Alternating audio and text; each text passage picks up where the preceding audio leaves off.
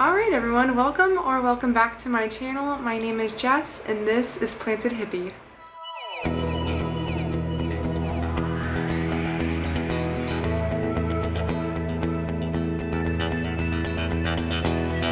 Alright you guys, so today is a very fun video. I am finally showing you all my plant room.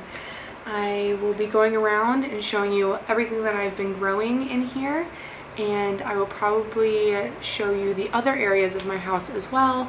I have about 2 other areas in my house that I have plants in, and I do have an IKEA greenhouse cabinet. So I will probably be doing a separate video showing you my IKEA greenhouse cabinet, as well as constructing 2 of them because I just bought 2 more. So that'll be a separate video, but for today I'm just really excited to show you guys my collection and over 100 plus plants, so it's gonna be a long one.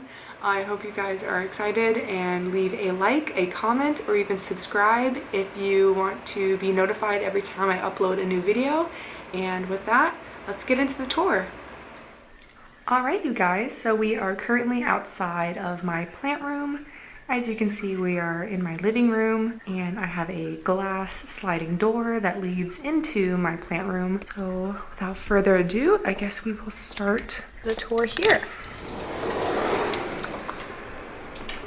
So right when you walk in, you will notice my massive, giant, beautiful Monstera deliciosa. Oh, there's me over there. This beauty was one of the very first plants big plants I ever purchased, and it does not disappoint. It does have 3 very large kind of stems in there, plants, like actual established plants in there, but they are massive, huge, and if you can see here, I actually did cut this stem at one point and I propagated it. It was the very first propagation I ever took, especially of that size. I was very, very nervous, but it ended up beautifully. It rooted out amazing. It wasn't top cutting, so it kept producing massive leaves, and it is now actually planted outside on my tree, so where it will hopefully crawl over to it and start to climb up the tree one day. I did only plant it a few weeks ago after I assumed that we won't have any more frostbites or low temperatures. Since I do live in Central Florida, it doesn't go down to freezing very much, and the last cold snap we had was about a month ago. So I went ahead and planted her, and I will show you guys her outside. Okay, so this is my backyard. You can see we did just move in a couple months ago, so it is pretty bare and it's winter, so the grass is not looking well, but I did go ahead and plant the top cutting that I propagated from that Monstera inside, and as you can see, or maybe not, look at my hand compared, these leaves, this is the newest one that came out a little tattered since it wasn't in the best of shape, but it is absolutely massive, and I can't wait till it eventually crawls over to the tree and makes its way up, just like this here golden pothos did years ago probably. So hopefully this Monstera will continue to thrive and do well out here, and I'll keep you guys updated on it.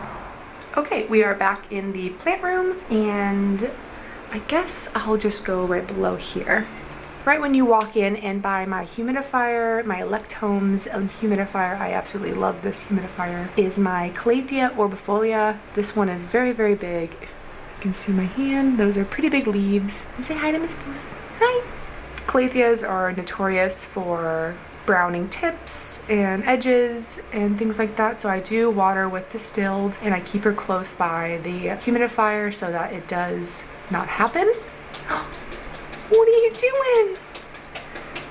I can't give you attention right now. Miss Poos, please.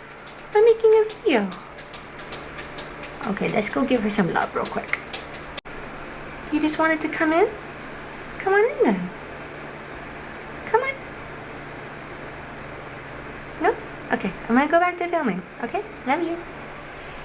All right, as I was saying, these orbifolias are really, really easy. I do have another one right here. I actually bought this one first as mine, and then my dad bought a larger specimen, as you can see the size difference, about a month later after he saw how beautiful the foliage on mine was. And I got jealous, and he was actually not in town at the time to take care of it, so I rescued it from his house, and now he just said I could have it. So I'm really happy that I was able to snag this bigger one, because this little one is beautiful and all, but I'm very impatient when with growing out plants, so I'm glad I was able to get a bigger one. But as you can see, there's a little, I call them like little cannolis when they come out looking like that, or like Tootsie Rolls. They're funny the way the Calatheas come out. Let's make our way over here. I do have a peperomia.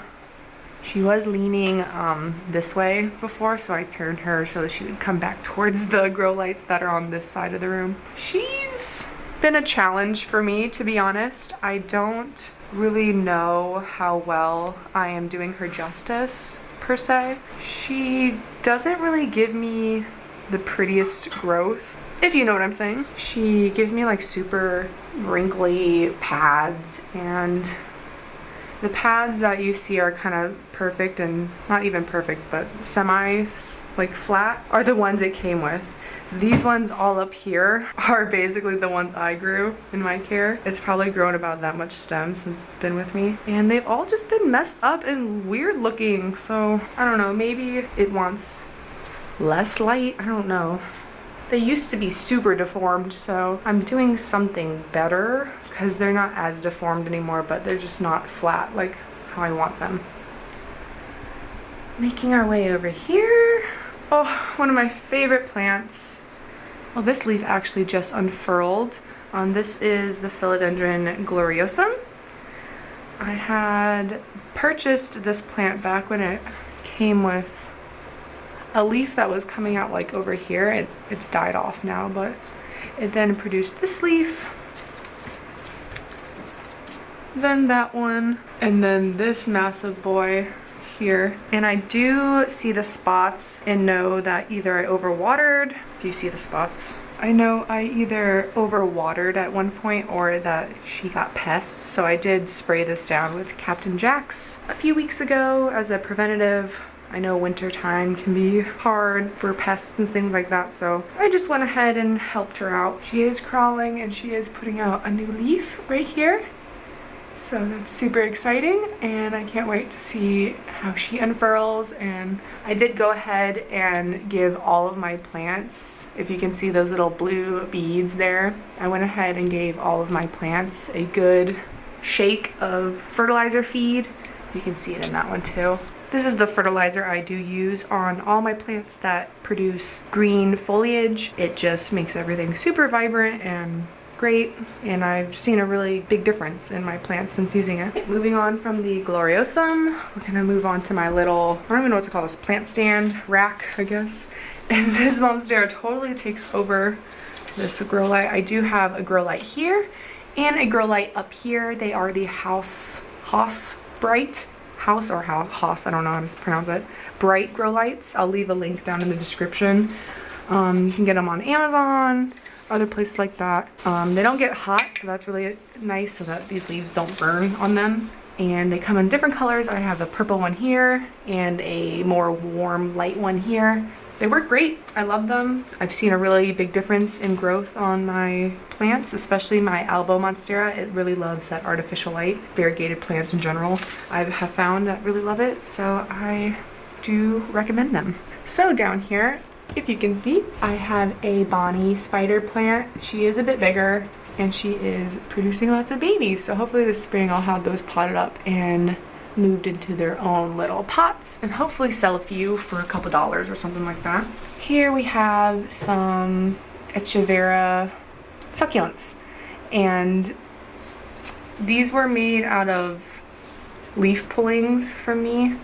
So they are propagated, and I just like the way they look. I may sell them later on or gift them to my mom since she's not really the best with watering and things like that. She's out of town a lot, so drought happy plants are something she does enjoy, so I'll happily give her those one day. And next to it is my very large Hoya Crimson Queen.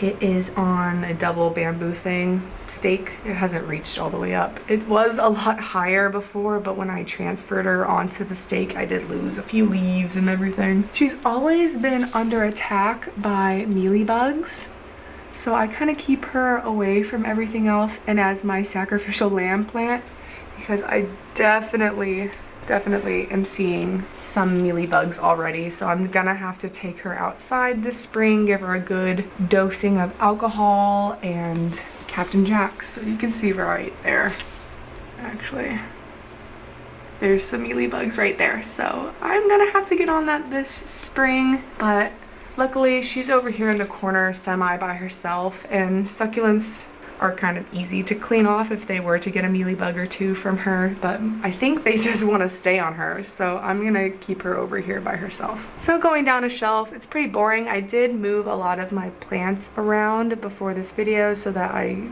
just looked a little bit more organized, and I was playing around with moving things around my actual house for decoration, so I will show you where everything else has gone. But here is just a normal orchid. I don't even remember what the bloom looked like or like the color. I'm trying to get it to bloom again. I usually buy orchids that are like yellowy or orangey, so I'm guessing that's the color it's gonna be, because that's the colors of all the other orchids that I have that are blooming right now. And then I have a little pink aglaonema. I don't know what type of aglaonema this is. It might be the Valentine one or something different, but it is super pink. It did lose a bunch of its leaves like aglaonema do right when I purchased it, and then only the past like 6 months has it given me those brand new 3 leaves and made itself look like an actual plant again. It was just a 1 leaf little stick for the longest time, so I'm really happy it decided to grow something. Moving down, this isn't really a plant, this is like a little propagation station. I have some golden pothos, lots of more golden pothos. I have marble queen over there, and then I have cebu blue in that one. Speaking of cebu blue, here's my giant pot of cebu blue. I absolutely love this epipremnum. It's not a, I was about to say a philodendron, but these are epipremnums, and I do love how like ribbed they are, and like the texture on the leaves and everything. I just love how silvery they can get to. It kind of distorts the color of them with my purple grow light, but if you can see over here in the natural light, it's super silvery and very beautiful. And then even on the baby propagations, look how beautiful and cute that little leaf is. It's so cute. It's like a little dinosaur claw or something. Okay, so moving on, next to the cebu blue is, I don't remember what this orchid was called. If you know, feel free to comment and let everyone else know. But it's kind of like little generic name was a bamboo orchid. If you can see its growth pattern, it makes like little bamboo stalks and then puts out these like orchid type leaves off of it. It did have a yellow bloom flower, so I'll just wait to help it bloom again, hopefully this summer and spring. And you can notice how all of her leaves are relatively new and regrown, because when we moved a few months ago, she was not happy about the humidity change, and she dropped all of her leaves and she was just a bundle of sticks that looked just like this up top, except for the whole pot. And it was super depressing, but now she's finally putting out new leaves and seems to be a lot happier, so I'm very excited for that. Alright, moving on from the little bamboo orchid, or whatever you wanted to call that, I have a Alocasia Friedeck pup. I separated it from its little mother plant a few weeks ago, and it seems to be doing okay. I have some more little propagation bottles that didn't fit. I think that one fit right. It was the last one to go there, and it didn't fit with all the foliage. And then that's just Micans in there, some Micans, Philodendron Micans propagations, one heartleaf Philodendron propagation or 2, and then a golden pothos propagation as well. So that was a little variety pack right there. It's probably a miscellaneous last minute propagation vessel I filled up. And then here we have a little kitty cat propagation cup, bowl, whatever you want to call this, of more baby Micans. So super, super cute. Here as well we have a planted up pot of heartleaf philodendron. I actually, fun story about this, I didn't buy this. I noticed there was a vine. I guess the previous owners of our new house had planted some heartleaf philodendron at the base of the brick on our house, and it climbed up. I didn't take any pictures of it, what it used to look like, but I ripped it all off and propagated the vines and in water. And you can see there's, like before, there's still a few rooting up. But then once they had some roots, I went ahead and potted them into soil, and as you can see here, they're starting to put out some growth. And I'm super, super happy for that because it was a completely free plant to me, and it's gonna be super, super beautiful one day because I know, oh, there's a new leaf there. I know heartleaf philodendron are just super, super beautiful as cascading full plants. Speaking of cascading plants, here is my tall little crate display, I guess you want to call it, of my golden pothos and my marble queen pothos. So both of these plants are where I got all of my propagations from and how I create other marble queen and golden pothos plants to gift to friends and trade and things like that. And I have it going up onto my little hook. I did have this one going up there, but I didn't want the leaves to get burnt by the really strong grow light because some of them were hanging down right underneath it and they were starting to get a little crispy. So I went ahead and just moved those down. But if you can see here, attached to this plant hook, I have a Hoya princess, and if you can tell the difference in variegation between the princess and the queen that I had back there, the variegation is on the inside rather than on the outside of the leaves. So this particular plant that I picked up from my nursery is so beautiful. Almost every vine is beautifully variegated, and even some of the new growth obviously comes in strikingly pink and blush toned. So it's just super, super beautiful to look at as it develops. And just look at that really dark leaf there. So beautiful. This Hoya also gives me trouble with mealybugs from time to time, but since it is a bit of a smaller plant, I don't have trouble just dousing it in alcohol every once in a while and treating it, because it is a bit more of a favorite to me than my Crimson Queen for some reason, which is funny. I guess it's just how we prefer the variegations and everything to look. And I just love the red vines. The vines are like jet red, if you can see that.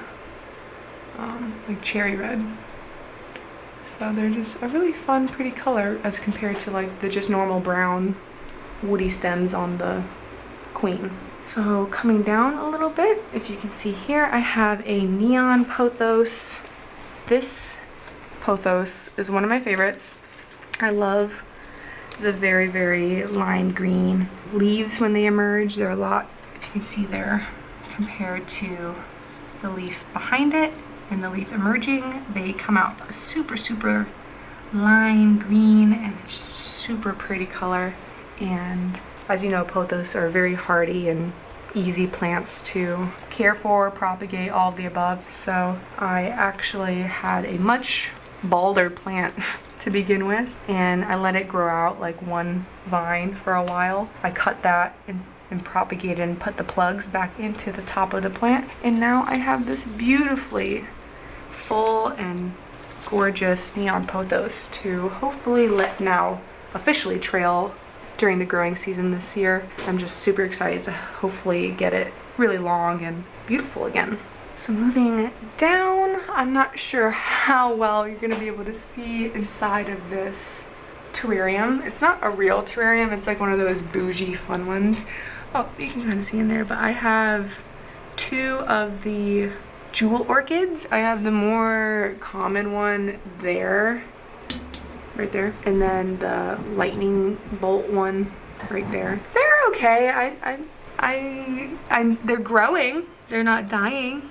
And they seem to be happy with the amount of winter light they're getting. I know I'm gonna have to probably move them away from this window area in the summer because they are a little bit more susceptible to burn. And I know once winter goes away and summer starts coming in, these eastern facing windows are gonna let in a lot of direct sunlight during the morning times, and I just don't want those to get burned. Okay, moving on to the mother plant Alocasia freydig that I mentioned earlier. This is the mother to the little pup that I separated, and if you can see down in the soil there, we have another little pup getting ready to come out and make its way in the world, but I am going to wait until that pup is more established and maybe has 2 or 3 leaves put out, and then I'll go ahead and separate it. But for now, she's just a happy little mom producing her pups.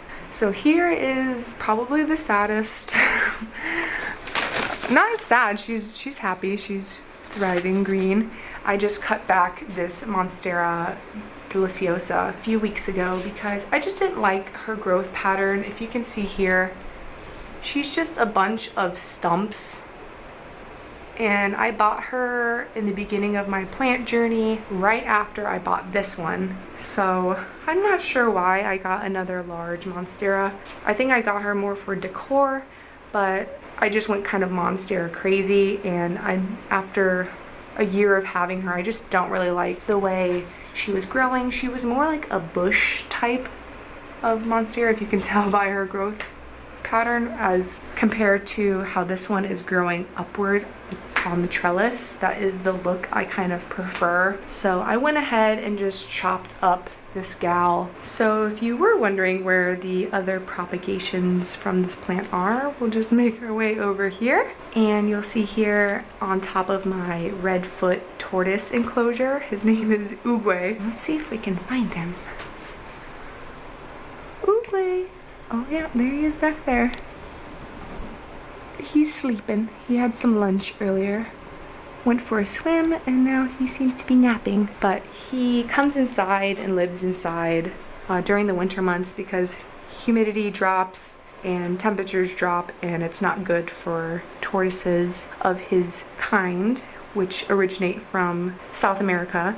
It's not good for them to be in low temperatures or low humidity because it can cause skin problems and respiratory issues in tortoises. So we go ahead and bring him inside, and I use him as a plant stand, I guess. So if you can see here, I did go ahead and propagate some of the cuttings in water, and then some of them in this big, I don't know what to call this, like it was like a glass terrarium, but it didn't come with a top, so I never ended up using it as that. And I never was able to put water in it and use it as a vase either because it leaked and it wasn't airtight on the bottom.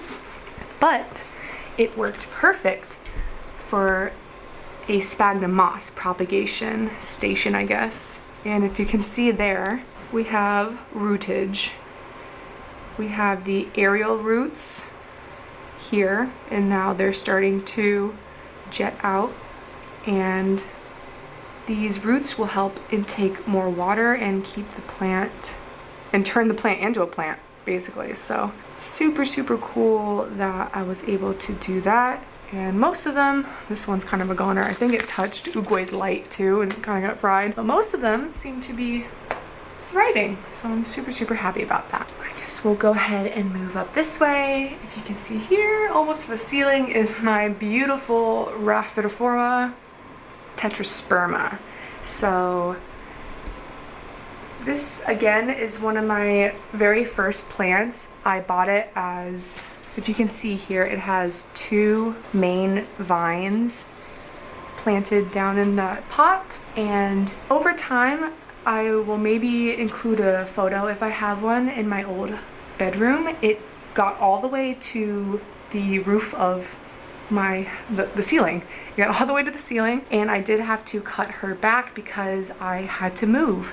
and I could not transport a plant that tall. It was just impossible. So if you can see, these moss poles that I have them on now are about 3 feet long, maybe even 4, and I had it on 2 of them. So I had another one stacked on top. That's how tall this plant was.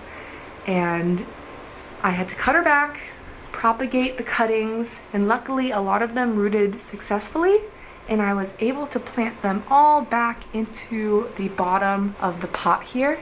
And if you can see, there's one that's started to grow up, and that's a new vine all right there. So I'm just so happy, especially after it grew to the ceiling in my other home. It started to get a little bald and start to lose the leaves, obviously, on the vine below. So after I was able to propagate and replant the new little cuttings back into the pot here, you can just see how much more of a full, bushy, healthier looking plant it is. And you can see now it's starting to leave the pole, and I don't think I'm gonna cut it. I think I'm gonna let it do exactly what it did before, except since this ceiling is not as high as my other ones in my old home, I think I'm gonna go and get some command strips, or maybe some plant clips, clip them on here and here, and start directing them to go all the way around the room and maybe up onto the ceiling, because I know eventually we do want to redo this room. We did paint it, so I'm not worried about the paint, but we do have popcorn ceiling, if you can see that. So we will be ripping all that off and eventually one day, so I'm not really too concerned on the aerial roots destroying the drywall or anything. And if you can see here, we actually have wood. This is wood paneling on the walls, so it should be protected. All right, moving on next to my Tetrasperma, you can see I have a super dark, luxurious looking Philodendron Micans. So this Micans is probably the darkest one I've really ever seen. It started as just it is one vine. This is just one vine on this pole, but as you can see, I did cut it back right here, and it sprouted out this new growth point here where it's continued to grow.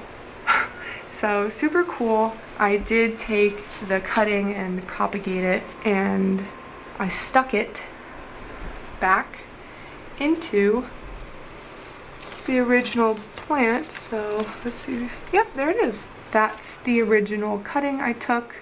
I planted it back into the soil, and now it is taking off and putting out new growth on the pole. So I'm super, super happy. You can see the other vine, I wrapped it around like a candy cane spiral. And then once the growth just got a little too wonky, that's when I decided to go ahead and cut it and propagate it and put it back into the soil. And that's when it jetted out this new growth. That's all funny, but at least it's growing upward, and that is okay to me. And the moss pole next to my Micans is another golden pothos, but on a moss pole. As you can see, when golden pothos or pothos of any kind start to climb, their leaves get larger. That was my intention with this pothos, since I do have a bunch already. I went ahead and took propagations from my mother plant over there that I showed you earlier and plugged them all into this basket here and waited for them to start to climb and climb and climb, and now it's finally starting to, you can see it's starting to leave the pole a little bit. So I will either have to tie it back or cut it back and keep planting it, because I just want this to be contained to the pole. I don't want this going all over my walls like the Tetrasperma or even possibly the Micans one day. Moving on, hanging up here, kind of in the way, this is my beautiful Anthurium Warquianum, or Queen Anthurium. I got this as a seedling back in July of 2021, and this Anthurium has just exploded in growth. This was the smallest leaf before, the one I'm kind of flopping around. This was obviously the smallest, and I remember when this came out, I was so excited. I was like, oh, this is absolutely massive. The biggest queen Anthurium leaf I've produced. And then I produced this one, and I was like, oh, even bigger. How even more amazing that this plant can grow and upsize so quickly. And then all of a sudden, it jetted out this leaf. And as you can see, it's like as long, it's about 18 inches. I tried to measure it and it went past the ruler, so it's definitely over a foot, and it's just, it lives up to its name. It's absolutely magnificent. Look at the veining on that. This is a perfect leaf. Sometimes they unfurl a little weird, or like this one, I may have touched it and it got a little crappy on the back. You can see here some damage. But this one I haven't touched like at all, in fear of that, and it has just come out picture perfect all the way to the tip, and it's just amazing. Love, love, love that plant.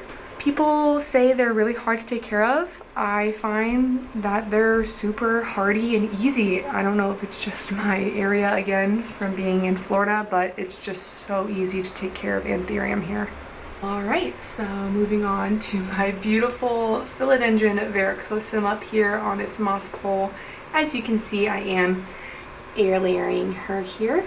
I am getting her ready for a big chop in the springtime to hopefully either sell this cutting or propagate it to keep for myself and plant back into the pot like I've done with my other philodendron. And you can see down here how much she has given me. The internodal spacing is a bit long, so that is why I did want to potentially chop her, because I did not want her to outgrow this pole and start going all over the ceiling. She is a bit more of a show plant, and I want her to be on the pole and easily accessible. So super excited about chopping her up soon. Next, we have my Philodendron melanochrysum.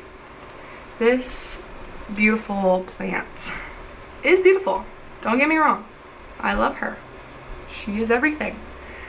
But after about, I bought the plant with this leaf and down. So it was a pretty big cutting, very nice leaves. As you can see, everything was super velvety and undamaged, so I was really excited.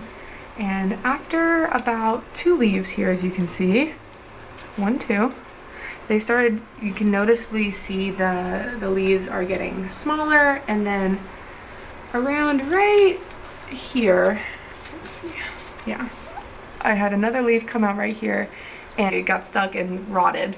So I did end up having to cut it, and it shot out another new growth point. That got stuck, and luckily I was able to kind of mangle it out and it didn't rot, but I still had to cut it because of the giant growth coming out from right here, and it was just such a long space between these leaves and the new leaves. And obviously the new leaves were so much smaller, so I just cut it off to propagate in its own little thing of sphagnum moss, so that by the time it does get back to leaves this big, I can take it out of its old container and replant it back into its original pot, so that it can have 2 vines kind of working up this pole together with the same size leaves, not little baby juvenile leaves in a big established vine next to it. I think that would just look silly, so I'm gonna hold out before I do that again. Here in the corner we have my beautiful Anthurium magnificum. This is another Anthurium that I thought I was doing really well with. I mean, I know I am, but I did have a oopsie, I guess, recently. So as you can see, these leaves back here are kind of yellowing off and getting tattered and stuff. This was the only leaf that I have produced in my care, and it started off obviously tiny, tiny, tiny, and then grew to this massive, massive size. If you can see that, I have big hands for a girl, so this is a massive leaf. And I was expecting a new leaf soon, and luckily I did I did get one. If you can see, if I can point it out right there, I got a new stub and it was growing fine up this way. And then we had a cold front snap, or whatever you want to call it, here in Florida. And if you can see here, I have windows, obviously. And this one in particular, you can see there's some tape on it, and that's because these windows, they have like the rolling shut where they open up like that in the summer whenever it's like nice, obviously, or even now when it's nice. And this somehow broke from the new or the previous owners, so we didn't have time yet to have someone come and fix it, so we have just been using tape to seal off the air from coming in. But obviously that didn't work too much because I'm pretty sure this Magnificum got some frostbite or cold damage, because it was producing a brand new little baby leaf, like I said, down here. And then after that cold front, it was probably the new stem was probably like to here, like that long. And right around here, the next morning after that cold front, it bent over. It was the stem or something had just gotten too cold, and the leaf was too heavy, and it all turned to mush. It was so sad, but hopefully I gave this girl a shot of fertilizer and some refreshment, like I said, of fertilizing beads and everything. So hopefully that'll give her some nutrients and energy to hopefully give me a new leaf soon, because I can tell I've had this leaf since last November is when it fully hardened off. And it's, as you can see, it's now starting to yellow and get brown edges. So it's just aging. I'm not sure if it was overwatering or anything, but I'm pretty sure it's just getting older and used a lot of its energy to try and make that new baby leaf, but I messed that up. Oh well. And here is my prized possession, my beautiful Albo Monstera. This was in the previous videos, my very first videos, is this beautiful plant and dedicated to it. So I'll do a quick little update from that video, I guess. As you can see, it still has the 2 leaves and everything, but she is pregnant. Yay! Working on leaf number 3 from the chop. So really excited that it looks like she is happy again, established herself, and is starting to push out a leaf a month again. And I'm just super excited to see her grow this next growing season and hopefully get her ready for another big chop soon. And making our way down here. Here is the top cutting from that same video. Doing well. Let's see if we are pregnant as well. Doesn't look like it just yet, but it's in there. It'll come soon. Here is the death of me. Just kidding. Oh my god. Okay, I just noticed something. Okay, I love her again.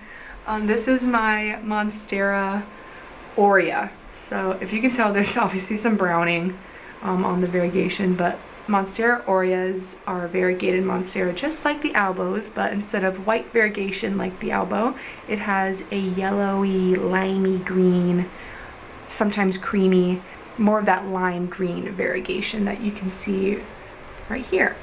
It did have all of this be super lime and light, like a very lime green color, but obviously I've been rooting this cutting.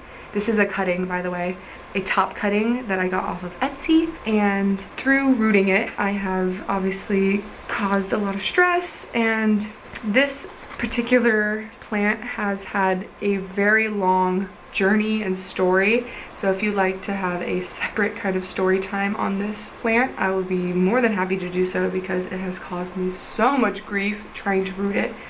It came with root rot, so I had to basically save it because this plant was over $1,000 as a cutting, and it nearly gave me a heart attack because I received a plant that was basically on its way out and dying, and I had spent a very large amount of money on it, and luckily I was able to reroot it.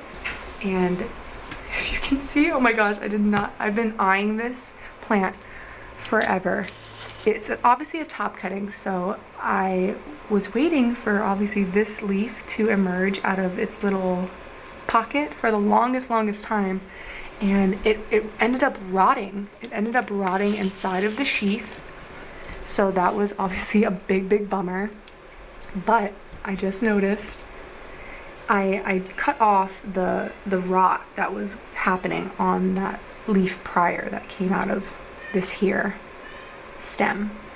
And I cut it off just at the tip because we all know, just like we see here, about a quarter of the way down is where the new leaves emerge on top cuttings. Oh my gosh, if you guys can see that, I left the base of it in hopes that it would hopefully get pregnant again. And this stem would be pregnant. And look at that. You can just barely see at the tip here. Oh, it is emerging. That little leaf right here is emerging from its little pregnant belly. Guys, I think I actually did it. I don't wanna knock on wood, but oh my gosh, I think I have finally been able to give this guy a new leaf, which is a huge relief because this leaf is obviously on its way out. It is, if you can't tell on camera, just here to here. The coloring is going, it is just not doing the best, obviously, and then this doesn't really matter since it's variegated, but the green bits are starting to show some stress and some discoloration. So I'm very pleased and happy to see that we are going to have a new leaf hopefully soon to keep generating and taking in more energy for this plant. And again, if you guys want the whole story and process of how I was able to save this beautiful plant, I will go ahead and make a video on it because it was definitely a long ride. So moving on, we have my beautiful kind of wonky Anthurium beechii, or the king Anthurium. So we have our queen up there and our king down here. So he kind of moves with the sun, or I guess the light in this instance. I do have another grow light. This one isn't as strong as the House Bright grow lights. Oh, I do have one up here too. But these ones are just from Home Depot and they're like 9 watts. So I keep them relatively kind of close to my plants, especially in my little begonia here. But this king Anthurium, super hardy. This is the only leaf I've gotten in my care, and I got it back in December, so it's been about 2 months since I've gotten a leaf, and there is some suspicious activity. I don't know what these little things, these sheaths are. I don't know if a leaf will eventually come out of it or not, but this was a chunk I purchased from Equa at the International Aroid show back in September of 2021. I went down to Miami and was able to pick up this beautiful girl. It was like a chunk, so it took some time to grow this little doop out. So super happy with that guy and just waiting on, I guess, a new leaf. Another plant that has kind of given me grief. Not grief, just some troubles, I guess. I believe this is called Begonia brevimosa. I'll put it on screen. I'm not sure if I'm saying that correctly, but it's one of those really striking pink begonias, and I bought this as a super mature plant. It was probably like up to here with leaves that were like bigger than my hand, and I did not do her justice. I don't know what happened. I know now that she loves a lot of humidity. That's why I have her kind of near the humidifier here and around and kind of tucked into all of these plants.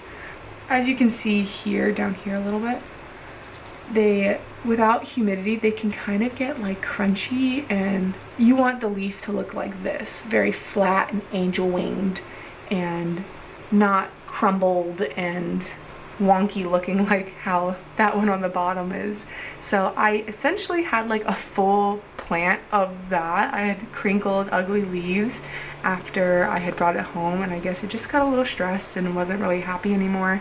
So I went ahead and cut all these little stems, all these stems back, and it's been about 4 months of regrowth, and as you can see, some super beautiful new foliage has started to emerge, especially this leaf here. I think that's definitely the best so far, and hopefully I can continue making her happy and make some more cuttings to share with others, because I know begonias are super sought after and they're not as common in a lot of plant nurseries. If you can see in here, that is my begonia Rosa Picanta? I don't really know how to pronounce it, but it's the polka dot, pink polka dot with the pink margins on the side.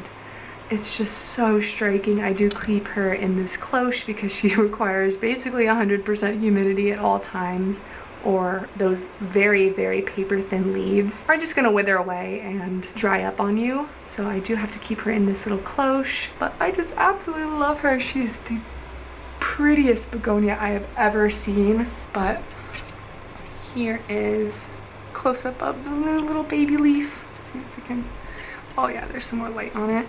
You can just see how vibrant this pink is. It's even different than the pink over here on my other begonia that I showed before. This pink is like a pink lemonade. It's just, and then the polka dots themselves, they actually shimmer. So it's like a pink shimmer. It's like so pretty.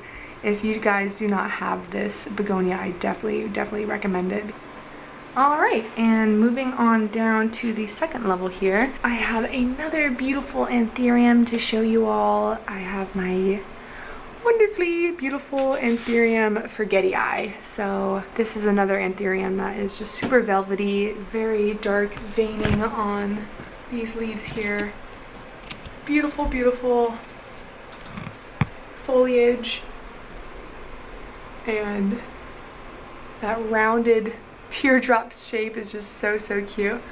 And has four, well, this leaf kind of came out a little wonky and strange, but everyone else seems to be very happy and living its best life, I feel. And in this little container here, I do have some string of hearts, variegated string of hearts propagations, so I'm not gonna open them, but that's what's in there. And then here is, I think this is my second favorite plant. This is my Anthurium luxurians. So as you can see here, this is the first leaf that I produced while in my care. I did get this plant also from Ecuagenera down in Miami at the Aroid International Aroid Show, along with my Veitchii. So these two Anthuriums were definitely wish lists, and if you can see here, they're massive leaves. I purchased it with this leaf from Ecuagenera, and so you can just see that these Anthurium size up quickly. They are fast growers. Just look at this brand new leaf. Oh my gosh. I just love how they come in that strawberry color and then just turn into this scaly green. That's what really drew me to it in the beginning. It reminds me of dinosaur skin or something. And if you can see down here, probably the most impressive part are her roots. You can see that they are very chunky, white, healthy roots. So you would think that this plant does not want to be wet all the time, but I kind of found the opposite.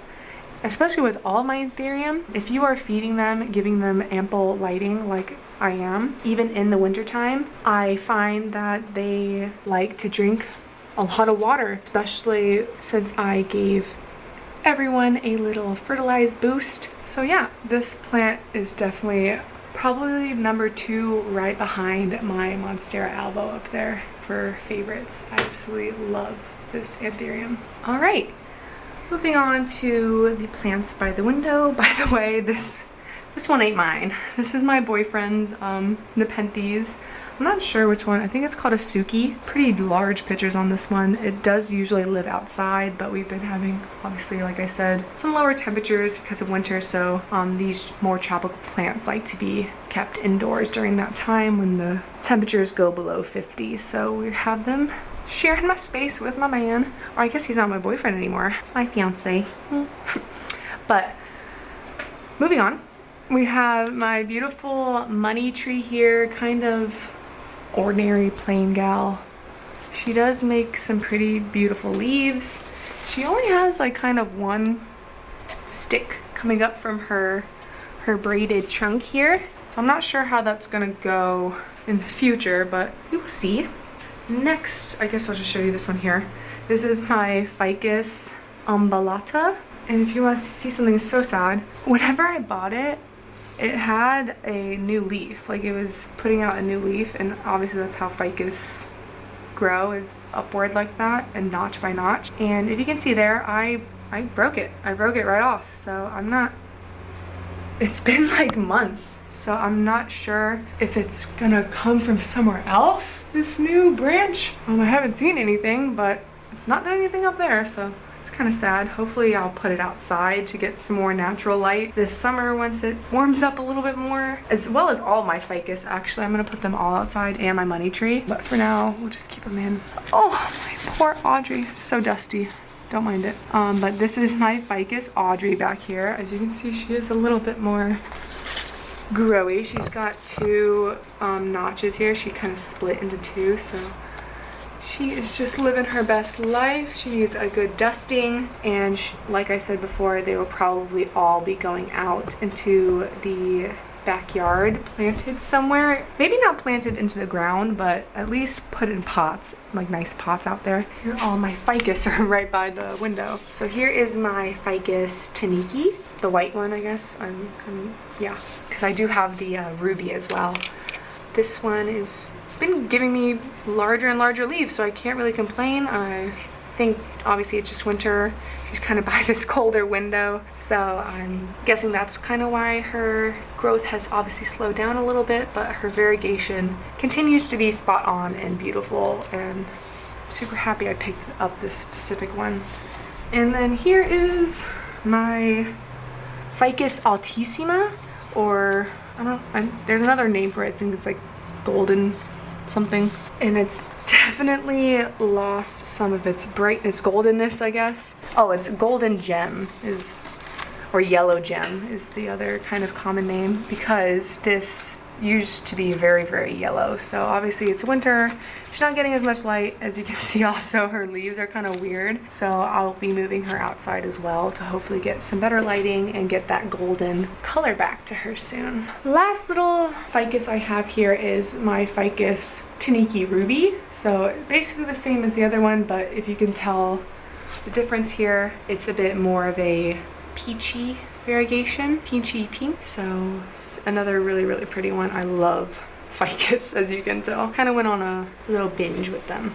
And then lastly here I have a snake plant. It was a propagation, so it's just been, I think I just took away this one here, this one in the middle, and then all these other ones here started to sprout and pop up, little pups. So hopefully I can add that back into the mother plant that I took that from, but until then, she can awkwardly sit there. All right, let's move on over here. I do have a Philodendron Brazil starting to trail beautifully. I just love when these little leaves start to come out. There's some that are fully like lime and variegated, so they're super, super pretty. Love this philodendron. And right next to her we have a marble queen pothos, and this is actually one I created from the mother over there. So I took a bunch of cuttings. I think one of them reverted, so I turned it back into a jade pothos, or I accidentally put a jade vine in with the marble queen vines. But either way, it makes for a very sorted, colorful basket of pothos, which I very much enjoy. Okay, so I'm going to do just sort of a big pan on this. This is my fiance's setup. His name is Austin. He loves carnivorous plants, so nepenthes, sundews, Venus flytraps, pings, pinguiculas, things like that. So this is his station and area. He also is kind of starting to get into a few philodendron and rare begonia. This is actually my favorite one he has here. They're like little, I don't know the name, I'll leave it up on screen. But you can just see these get massive. They're like little hairy Hershey's Kisses on the leaves, and it's a very, very cool begonia. But I do have a few of my things on here, that's why I had to show you. I have a few propagating little succulents up here. But as you can see over here too, I have some more. And as you can see, there are some starting to take root and form little babies. So, all right, let's keep it moving. Here on this guy, I have my very sad string of hearts, variegated string of hearts. As you can see, it's really straggly. That's why I took propagations. It's really bald up top. It had super long strands, and then I cut them to do the butterfly method, and some took up top and some didn't. So I'm just sort of learning as I go with that guy, because I don't think I'm doing it justice, but oh well. Next, in the sea of penthes here, hanging plants, I have my Hoya linearis. This Hoya is becoming my favorite. It's just so cool. They're like little hairy lima bean, or like string beans, and just look at that. Look at the little arms and hands. They're just throwing out little hands, as Plant Me Ashley would say. So they're just so cute, and they're soft and fluffy, and they get long and beautiful like that, as you can see. And I did already take some propagations and stuck them back up top into the soil, and it looks like they're all taking. I do have to kind of keep the top layer misted while those are rooting out, but I don't let the water drain all the way through so that we're not having a root rot situation. But other than that, I think this is doing really well. And moving down, and I'm pretty sure this is actually our last plant, which is actually kind of sad. This is a really sad looking Micans that I kind of saved from a local plant nursery here. Obviously a lot of damage on this leaf. I repotted it into some more airy soil so that the water would actually drain through, because it looked like the nursery had it in some pretty hydrophobic, hard, rock hard water, because they just hadn't watered it in forever. So I did end up saving her, and it looks like she's kind of coming back. Not really. I gave her some water the other day, so hopefully she can be saved, but I wouldn't be surprised if I had to chop her up and just completely start over. But oh well, that's what you get for trying to save some plants sometimes. Okay, you guys, so that was my plant room.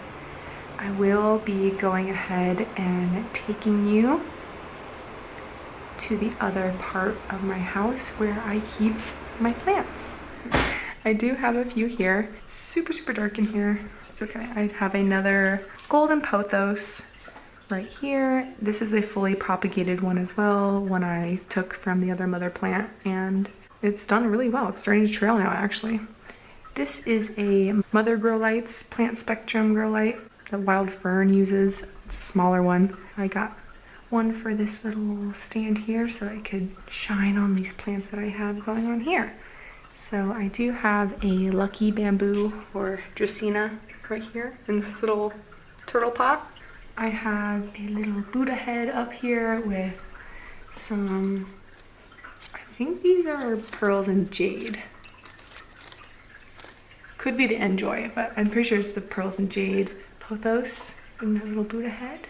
I have a snake plant right here. This is the mother snake plant to the other one in the other room, and super full and happy. So I'll probably be planting that little guy back up with its mom, because I don't know why I separated it in the first place. And up here we have another cute little Buddha head, and this is just propagations. There's water in there, and that's all Marble Queen pothos propagations. And then up here on my fireplace next to it is my massive Micans. So this is the Micans I took propagations of to create the one on the pole in the plant room, and as well as all the other little cups of, or little propagation vessels that have the Micans in it, all come from this one plant right here. So she is super giving, super happy. She looks like she probably needs a drink soon, but other than that, I so love this big mama Micans here on my beautiful fireplace. So making our way over here, we have a little, I call it my little elephant graveyard. Not graveyard, but I don't know. And I have a cute little parlor palm in this guy. I'm not sure how much light she gets from this just normal lamp, but she seems to be happy, and sometimes I'll bring her over by the kitchen window to get some actual sunlight. But for now, she seems to be liking her spot here. So this is my like dining area, kitchen nook. I have a very sad spider plant here. This is just a normal spider plant. This was a baby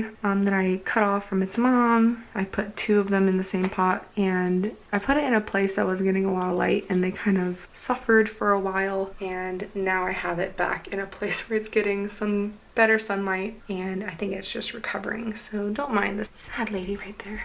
Here is another propagation. This is more of in a glass, like an actual glass, rather than like a actual propagation tube or jar or anything. This is just normal glass, so you can use whatever you want for your propagations. And this is just some normal jade pothos. So I do have a little cactus corner here. This is where I keep most of my succulents and cacti. I just recently this year started to get more into cacti, so I'm not sure what everything here is. I just know this is a Horothea, obviously. This is a variegated jade or elephant ear or elephant something, some sort of variegated jade. And then up here we have some of my favorite cacti.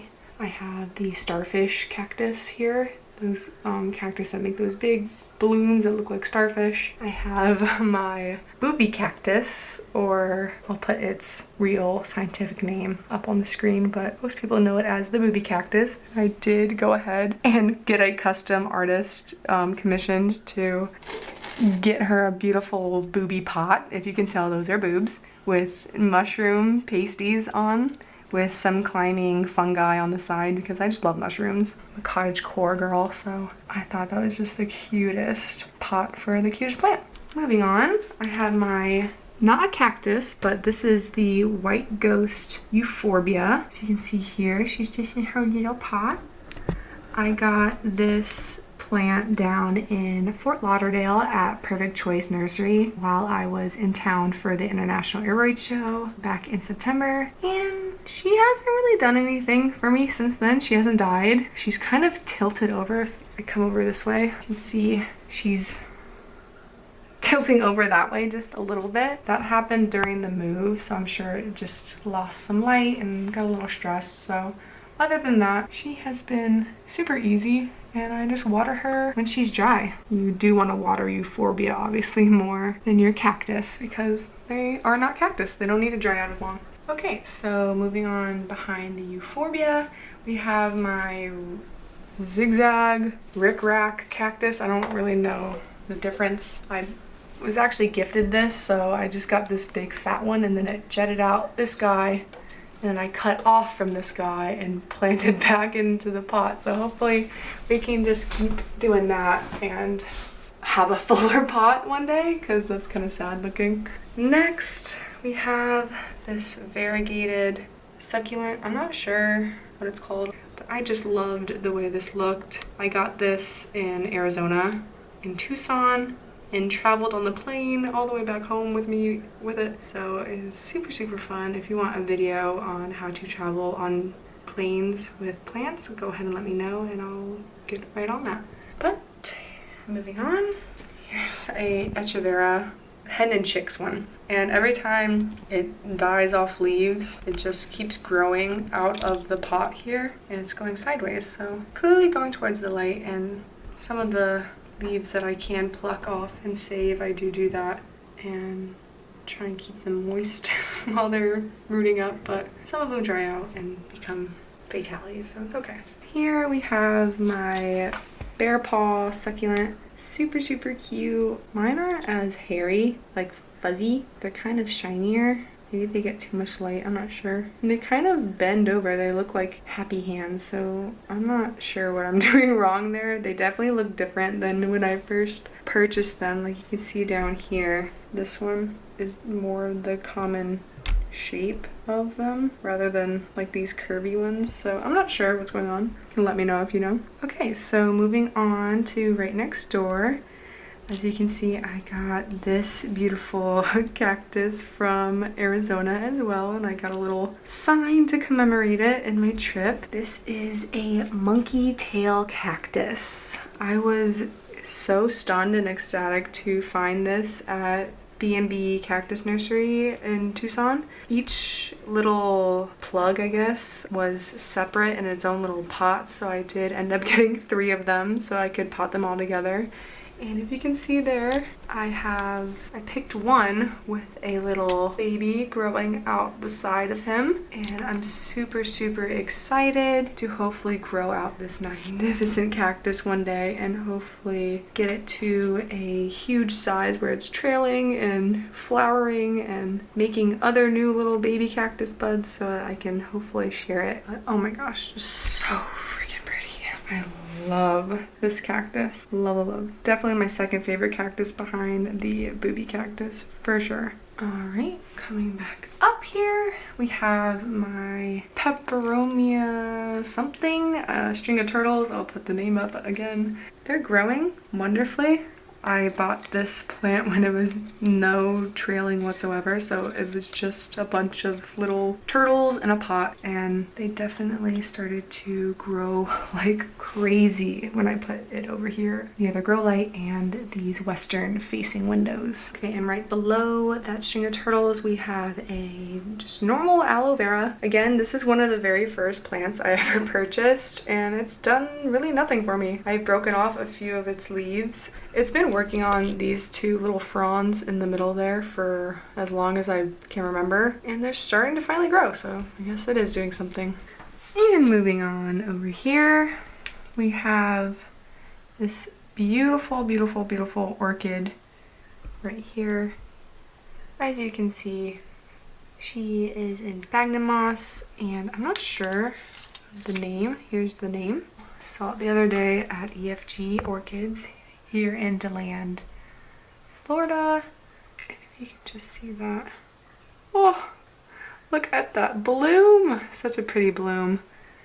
And all these orchids were half off anyway because they were already in bloom. I think just this one and that one needed to open, and the rest were already open. So such a beautiful orchid. I'm really starting to get into them, which is scary. All right, moving on to this windowsill here, I have a just plain old African violet, no variegation or anything. I don't even remember what this one's called. I lost the tag. So we'll just see what the blooms look like in a few weeks. And then next door we have another curly Bonnie spider plant. She's doing well, getting big. I like to move her around for decor purposes, but for now she's getting some good lighting and had a good drink of water the other day, so I think she's happy.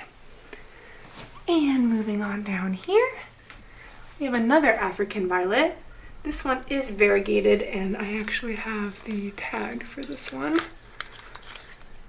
So this is the Hunter's Clear Night Sky African violet. So I think this one was super, super pretty. It had like a bunch of different colors. I'll make sure to do another tour, like a spring tour when everything is in bloom and giving me very pretty flowers and everything, so you can see what these African violets actually look like in bloom. And then next door we have another African violet. Let's see what this one's called.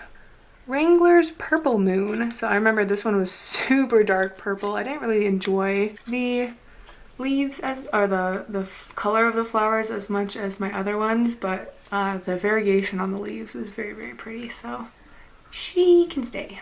And then next door in another super, super pretty sunflower talavera pot, a little bit smaller but still pretty nonetheless, is my oxalis.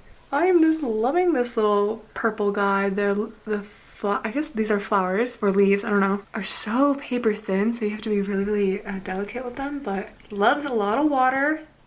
So don't be afraid to give her a drink or lots of drinks because it seems as though she really enjoys water. And if you're a heavy-handed waterer like me, I would definitely recommend getting one, because if you're just having one of those days where you have to water something, I just go ahead and come and give this one some water, and she doesn't seem to really get too mad over it. Moving on to another African violet. And luckily I have this tag too. So this is A.E. Charlene Fantasy. See that? And same thing with African violets. Once they're like an established violet like this, they do like a lot of water. So don't be afraid to get an African violet if you're an overwaterer like me, because they do seem to like it. Don't be like me though and get water on the leaves so that you get nasty water spots like this. Because they have velvet leaves and you don't want to get them wet. So bottom water your African violets if you can. Alright, so that does conclude my little plant nook over here. I do have a couple more plants situated around my house, so let's go check them out. And making our way to my bedroom where I have my two very last plants. Please excuse my closet if you're about to see it. Oh, okay. There it is.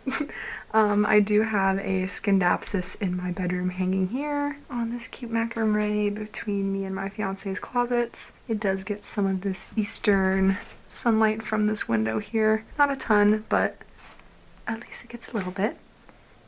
And then over here I do have a cute little pink Photonia. She faints all the time because I forget to give her water, but she is definitely a cutie. Alright, so we are in my kitchen here in front of my sink. Don't mind the mess. I'm just going to quickly show you guys my African violets and one orchid that I have here. Again, I like yellow orchids or yellow flowering orchids. Yellow and oranges are my thing. Here's another super variegated. This is my favorite African violet out of all of them just because of the foliage. And this is Precious Lavender. Next door to it, I really like the blooms on this one, the color, and this one's called Blue Halo. Love, love, love. It's almost like a periwinkle color, these flowers on this one. And then lastly, this one's growing a little wonky because I had to cut it back a little. This one's called Boo Man, and they're a little white, like a white color with some lavender and purple speckling in it. So it's really, really pretty. And that is the kitchen windowsill in front of the sink. And moving on into my kind of gaming fun room. Let me go ahead and open my curtains so there's a little bit more light in here. Okay, now it's open, but I don't know if it helped at all. Oh yeah, it did. Okay, here we go. Here is my beautiful Micans. Philodendron Micans again. I can never get enough Micans. I think it's just a gorgeous plant to decorate with, especially when you can get a very full, luscious specimen like this. You can just put it up on a shelf, or in my case, my entertainment stand, and make the room feel more jungly. So I just absolutely love this one in particular because it's just so healthy and already trailing. So I didn't have to do any work with this one. Very, very happy. So yeah, moving over here, we have the spider plant. This is just a normal spider plant, not the curly kind. And I think this was actually another one of the very first ones I ever got. So another cute little guy that I've had for a very long time. And then over here on this shelf, I have an asparagus fern. Yeah, that is her. She kind of leans a little bit, but I love this fern. It makes it feel super, super boho. They're just so delicate and fun to touch and look at over here in the corner. And at night, whenever I have all my mood lighting and everything on, it just looks super, super cute over here in the corner. So I love it. And over here, I do have on this little bookshelf right here another asparagus fern. I just love these guys. I did end up separating them at the rhizome, or like at the roots, and creating the one that's over there from this guy. So I do like the way this one grows. It grows in more of like a platform formation, I guess. So whenever it does outgrow this shelf, I will have to find a new little spot for it. But I do love how bushy and cute this asparagus fern really is. So making our way over to this window. This is my jade pothos, super lush, on a macrame hanger on the curtain. And this is the mother plant that I take all of my propagations from and start new plants out of. So she's my little mama. Hi. Coming on over to this Mandula pothos, another really pretty one. Similar to the Marble Queen, but just slightly different coloration and variegation to the leaves. As you can see, they have that super pretty coloration and variegation. So another very pretty plant on my curtain rod. So just below the Mandula pothos, we do have my little mushroom corner here, as well as my beautiful Millsbow wide IKEA greenhouse cabinet. I will be doing a separate video on the plant tour inside this cabinet, as well as setting up and installing these two brand new cabinets I just purchased, which are the Rudsta IKEA greenhouse cabinets. So I'll be doing a whole new video on that and what elements I include in those cabinets and what plants I end up putting in there. But until then, I hope you guys really enjoyed this video, and I do think that does bring us to the end of this plant tour. So with that, let's go ahead and roll the outro. Alright you guys, that does conclude today's video. I hope you did enjoy following me around my plant room, and if you did stick all the way to the end, I do ask that you possibly leave a like, a comment down below, or even subscribe so that you are notified every time I upload a new video and to help me keep on planting. Alright guys, I'll see you in the next one. Bye!